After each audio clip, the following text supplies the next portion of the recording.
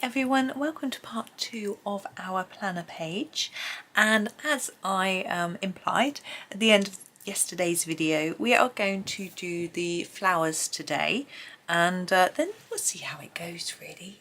So I'm going to come in so that we can see all of the larger flowers in one shot, because I'm going to do them all with you. And I've looked at these flowers and I've thought, looking at the centres of each one, I think it looks almost like that type of flower where the new petals grow in the middle and then come out from the centre. So I'm thinking that centre might be a very similar colour to the petals, but maybe a little bit darker. So I'm looking at my colours and I'm thinking I might quite like to use, I'm just looking at what I've got here, my pencils are in the wrong order, which doesn't really help me. I'm thinking I might use the number 23 together with the number 25. These two work quite nicely together. You can see they're quite slightly different shades. So I'm going to use the 23 in the middle. It's called Bordeaux and it's almost a reddish pink. Now this is quite small, so I'm going to start by just going all over it. Just without thinking about the pattern. If you're doing this version in the book rather than the planner, there's a bit more space for fitting in some details, but here it's really quite fine. So it could be that you just do this and leave it. I'm going to add a little more detail in here, but not massively so, because as I say, it's quite small. Now to darken up a red, this is effectively almost a red, there are different things that you can do. You can use another layer of red, which I'm going to do a little bit in places here just to even it out. You can use a purple, and I'm thinking that that is what I might do. So I'm going to grab my purple, which is number 6. Now I don't want it to look too purple, so I'm just going to use it to add a darker area at the base of each of these little petally bits. I'm going to try and use it fairly lightly.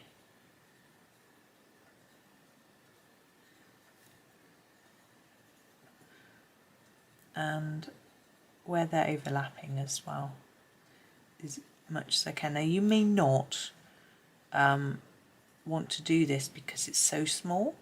You might prefer to just leave it and put maybe a couple more layers of the Bordeaux on instead, you know, but I think that helps to give it a slightly more three-dimensional look.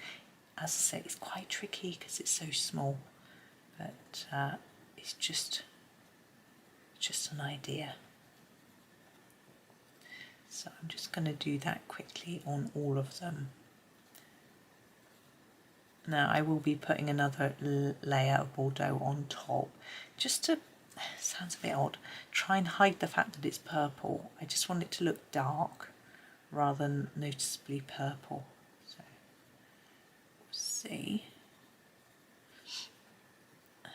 Work our way around the whole thing. Like that, and then this one. I've seen lots of versions of this page coloured since the book came out. It's a really pretty one, I think. Interesting idea by Johanna. I think she's getting, I don't know whether she's getting more imaginative or whether she's feeling that she can be freer in her ideas. You know, she's not, she can come up with these slightly obscure ideas and know that we're all going to love them. Yeah, I think it's cool. Because her very early book, Secret Garden, was really just gardens, botanicals, that sort of thing, which I love. But this is just fun.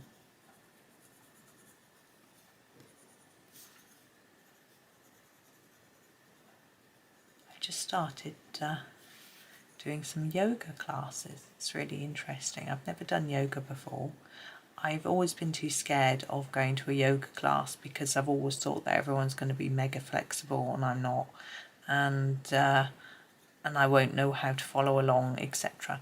But I found, and I signed up to an app ages ago, and it's got recipes and things on it. It's some Deliciously Ella's app, for those of you who want to investigate. And she's got loads of recipe ideas and things like that, which I use it for. But she's got these yoga on there, and I just thought I just want to have a go.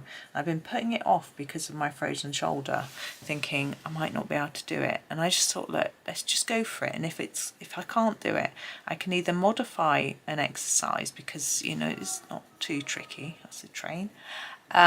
Or I can just sit that one out, or I can just give up. If it's too difficult and it hurts too much, I just won't do it.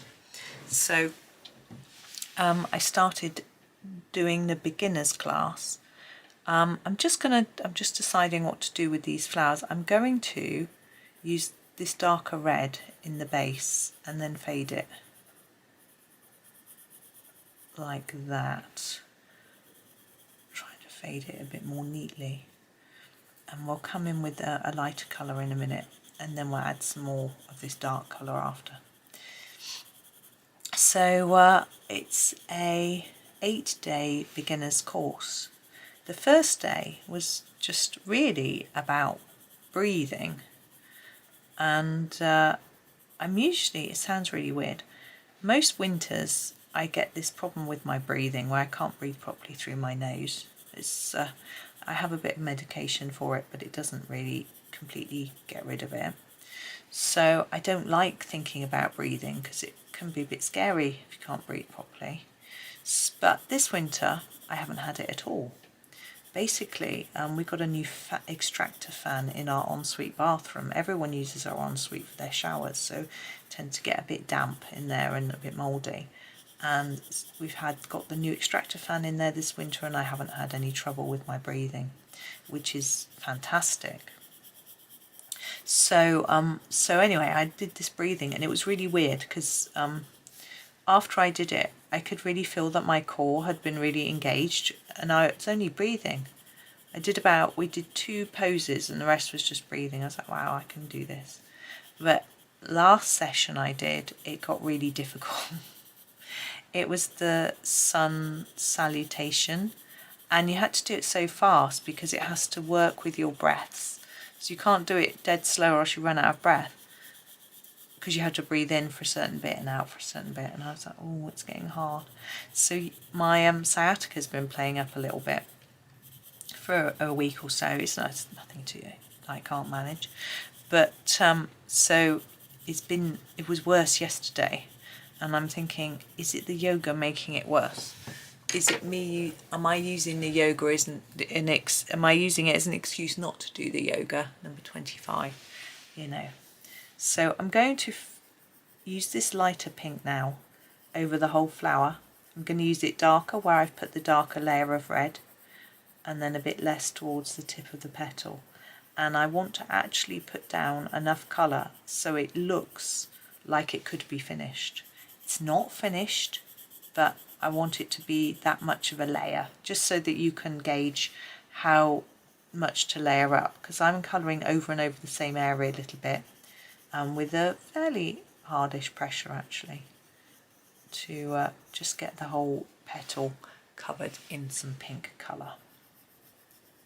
So anyway, I probably need to make sure I do my yoga later and not use the sciatica as an excuse.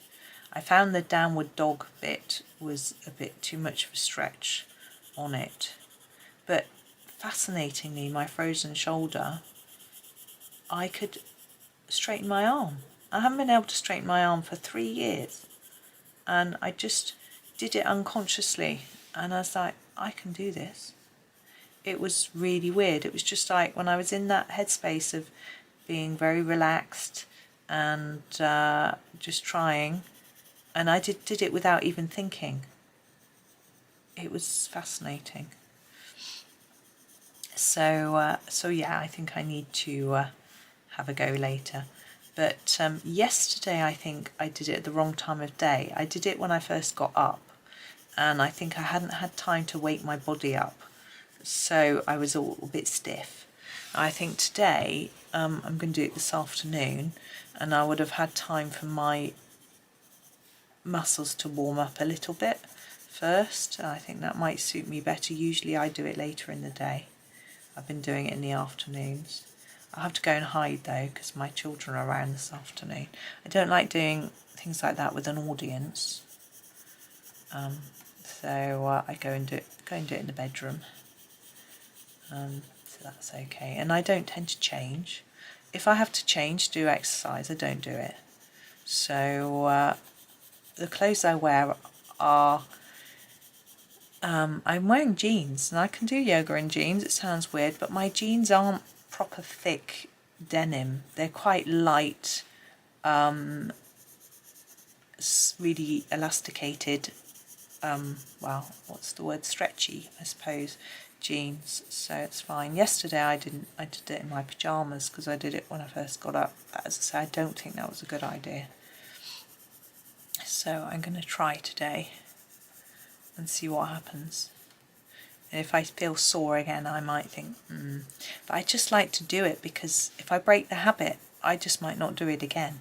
Do you know what I mean? It's one of those things where you need to persevere, really. Okay, we've done those. Again, a little bit rough. What I'm going to do is tidy them up. I'm going to start this side. Because I started over here, these are a bit neater than this one, so we're going to do it the other way round. So I've picked up my red, the 23, sorry, the Bordeaux, and again, I want this bit to be darker, so I'm going to go back over here and then just fade that into the pink, like that. There might be lines, don't worry about those, we might need those later. Sounds a bit weird, but we may indeed.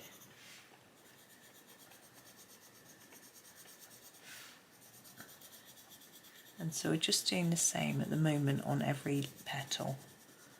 So just re-emphasising that darker area in the centre. And I'm going to do that on every flower before we move on to something a little bit different.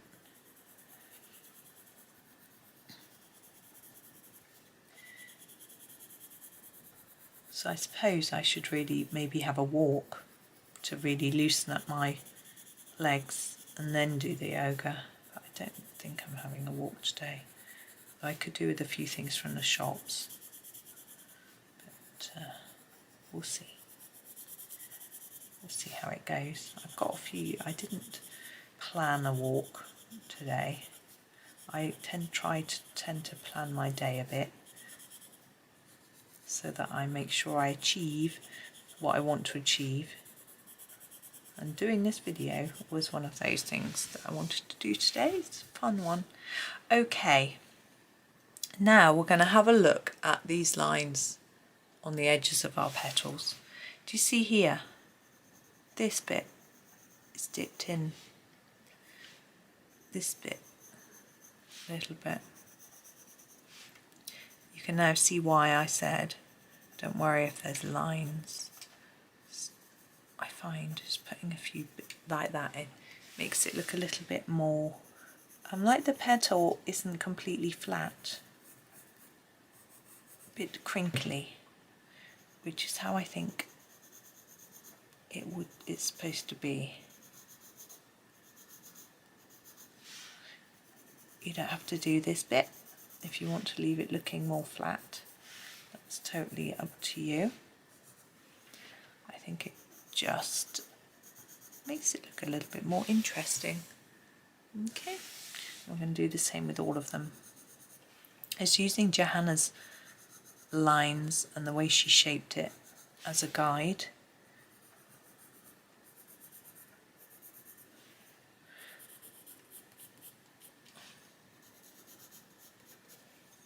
Because petals, if you look at them, are very often not completely flat.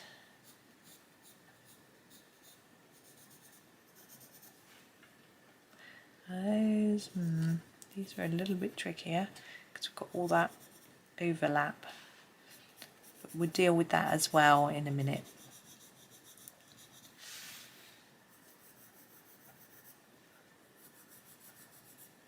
So just try and bring all your points to sort of central bit, and then it sort of makes sense. There we go. Oh, that one. Oh, and this one. Maybe one there that, you know, we can't see. Right, now where the petals are turned over, I think there would be a little bit of shadow, but I could use the purple for that, I think. So number 6. So under here, just a tad.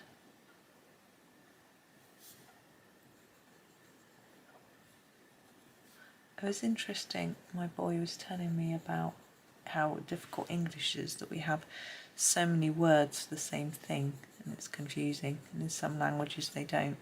Because I just said just a tad. I'm thinking where the petals touch each other would put a bit of this as well. But I could have said just a touch, or just a speck, or just a little bit, and you would have known what I meant, and it would have been meant the same thing. I think I do not envy anyone trying to learn English. It's be difficult, very difficult. And then of course we have regional variations, but I think that's common in most languages. So within the UK we have quite a few, but then obviously there's I'm going to put a little bit this purple here, but I'm going to scumble it a little bit. But of course we have American English, Australian English, and there are other countries that speak English too, with their own little different word usages. It's just fascinating. I think it's what makes the English language so interesting to me. Alright, I'm nearly done.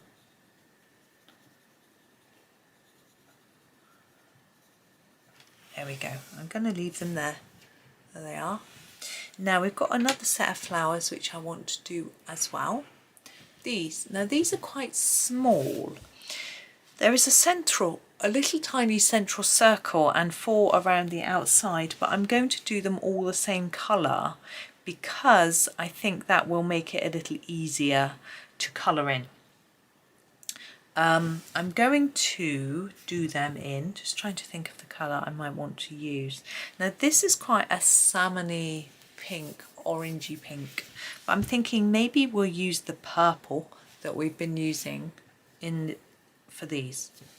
So that's what I think I'm going to do. So this is the number 6, and I'm just going to make them quite dark and defined because they're small. So I think that is the easiest way to do them. Now I know it isn't always about easy, but I think in this case it will be good. I'm also trying to think a little bit about what colour I'm going to do for the background, and I've got an idea of what colour I want to do the butterflies, but that's not going to work if I do a blue background, which is obviously what's tempting because it looks like sky, but sky isn't always blue. It's a little bit tricky. Yeah, that could work. Yeah, I think that's a better idea. I think I'm going to do the butterflies orange and the sky blue. I think that will work the best. Now let's just come out and show you something I noticed while I was colouring those. Now behind these leaves there are some gaps here and here, okay, but I don't necessarily want to do those gaps the same colour as this background. If I do this in blue, I don't want that to be sky, it's too low. So I'm thinking I want those gaps to be green and then this to be blue. So I've got to think about where I transition that green into blue, which shouldn't be too difficult, but that's something I need to keep in mind. And I need to think about my colours. We've got 3 different types of leaves, effectively. We've got these large leaves, we've got these fern type leaves, and then we've got the little leaves on here. I need to think about that. I think the best thing to do with regards to the green background is to make it our darkest green, because it would be shaded and in the background, and it would also fade into a blue quite well. And then do lighter greens for the leaves. So I'm actually going to start that sort of background idea with number 38, which is our darkest green, and I'm going to just start doing some here. The reason I'm doing this first and not the other leaves is so that I can work out if I need a secondary green as well, because if I do, then I need to not use that for the leaves. So I figured I'd do the green background first. I'm not pressing too hard, it's quite an intense colour, and I don't think it needs to be really deep. I just want it to almost frame the leaves. I want the leaves to be the bit that stands out, not the background. I'm trying to work out what's going on in here. Oh, I got pins and needles. I was crossing my legs. It was a very silly idea.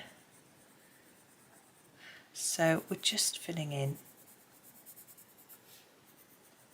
Now you can do this darker if you want. I'm going to do that as a leaf. My thought would be to do it lighter first, finish the leaves, and then have a think about whether it needs it or not. You know, we don't want the background taking over, which can sometimes happen. Now here we've got the background of our fern type leaf, but this needs to fade out, so I'm actually just gonna fade that, and actually behind that leaf it won't be it'll be blue. So this is only going to be a little bit of green in here, if any, really. A little bit here. Try and keep it light. Like that, that's leaf, so we've got a bit here. I could come in a little bit closer so you can see a little bit better, but I don't want to, I want you to be able to see most of the page. And here is where we need to, see, we faded it out till about there, so I need to fade it to there.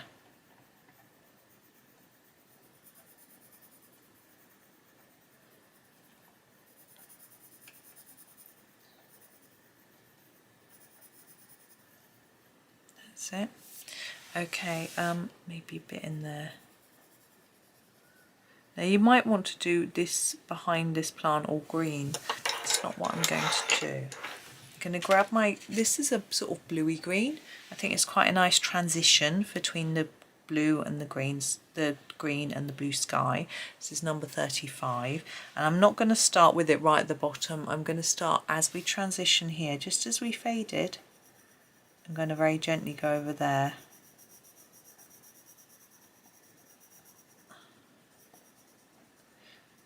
And this isn't going to go too far, just about there.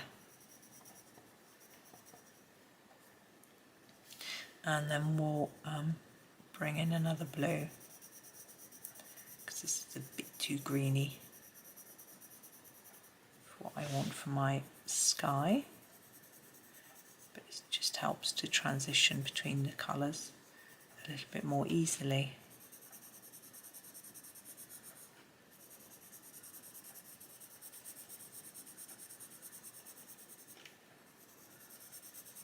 So bring it up to about roughly the same level all the way across.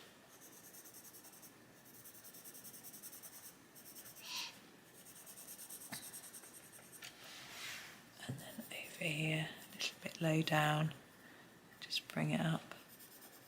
So my boys have had an email from their university that they've accepted an offer from, and or had an offer from.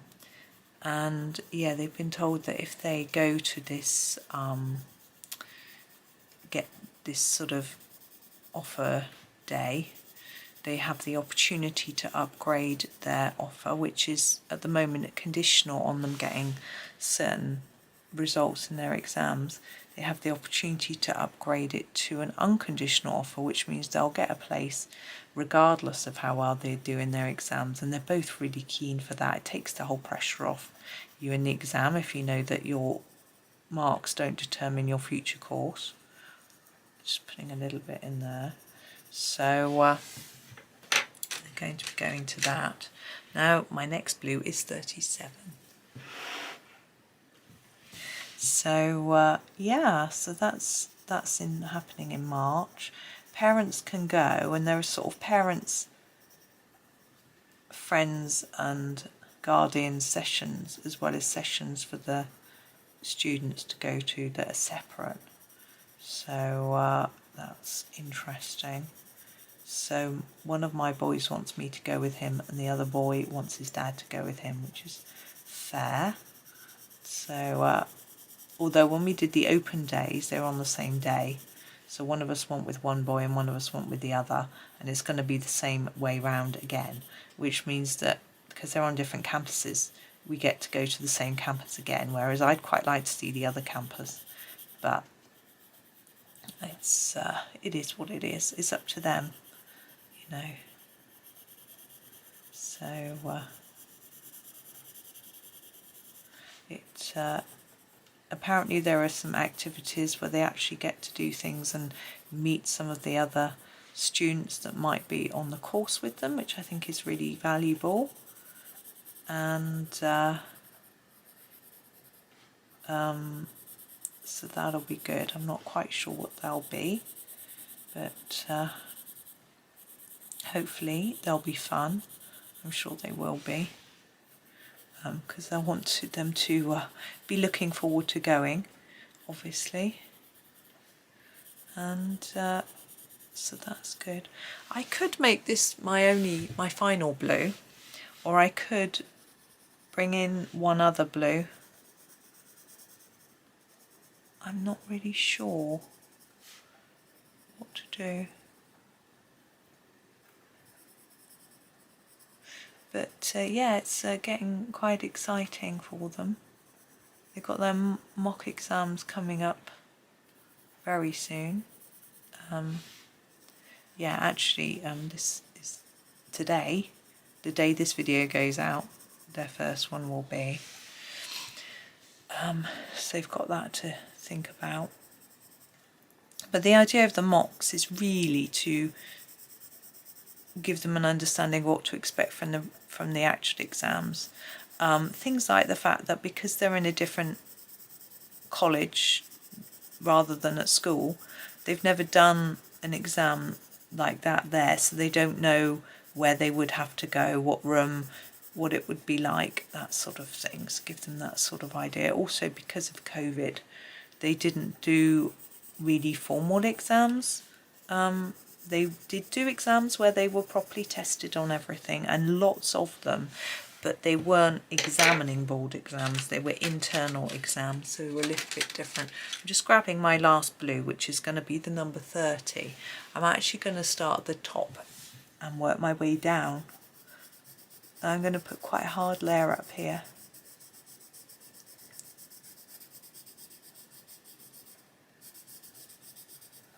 And then blend it down to mix it in with these.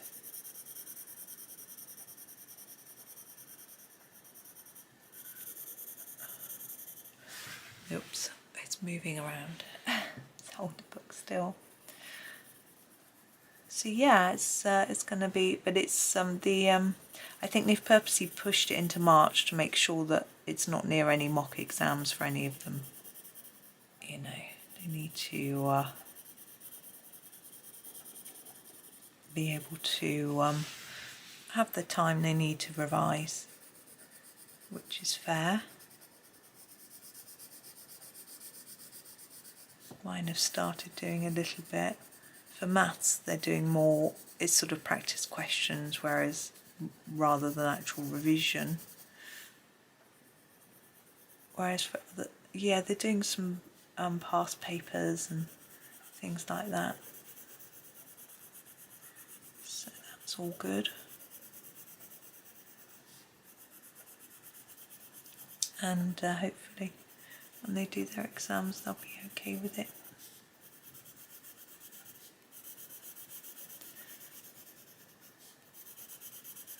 But I think they've got